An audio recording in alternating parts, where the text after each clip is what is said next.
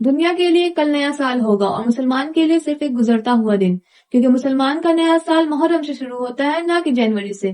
اب یہاں پہ کافی لوگوں کا یہ سوال ہوتا ہے کہ سورج بھی اللہ ہی کا، چاند بھی اللہ ہی کا، اور ان سے شروع ہونے والے دن پہ کنٹرول بھی اللہ ہی کا، تو پھر ہم 1 جنوری کو نیا سال کیوں نہیں مان سکتے؟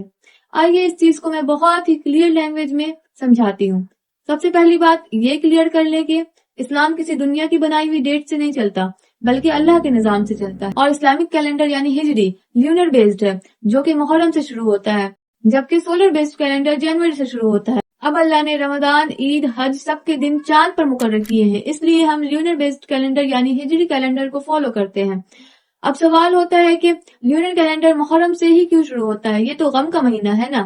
نہیں، محرم صرف غم کا مہینہ نہیں ہے، بلکہ سوچ، فکر، توبہ اور آخرت کا یاد دلانے والا بھی واحد مہینہ ہے۔ ہمارا نیا سال میوزک، پارٹیز، خوشی، ڈرنک یا فائر ورک سے شروع نہیں ہوتا، ہمارے لیے ایک سال گھٹ چکا ہوتا ہے۔ ہمیں سوچنا ہوتا ہے کہ پچھلے سال ہم نے اللہ کو خوش کرنے والے اعمال کیے تھے کیا، یا پھر ہم بھی دنیا کی رنگین بے حیائی میں شامل تھے۔ اور یہیں پہ محرم ہمیں یاد دلاتی ہے توبہ، معافی اور آخرت کی، جبکہ جنوری ہمیں دنیاوی فتنے کی طرف کھینچ لے جاتی ہے، اور دنیاوی فتنہ کوئی دجالی فتنے سے کم نہیں۔ باقی سمجھدار تو آپ خود ہیں۔ اگر میرا پوائنٹ آف ویو سمجھ آیا ہو تو کمنٹ سیکشن میں اپنا پوائنٹ آف ویو بھی ضرور لکھیں، اور 2026 کی انٹری ہونے سے پہلے اس ویڈیو کو ہر مسلمان کے ڈی ایم میں پہنچا دیں، تاکہ وہ اپنے آپ کو اس فتنے سے بچا سکے۔ جزاک اللہ خیرہ۔ السلام علیکم۔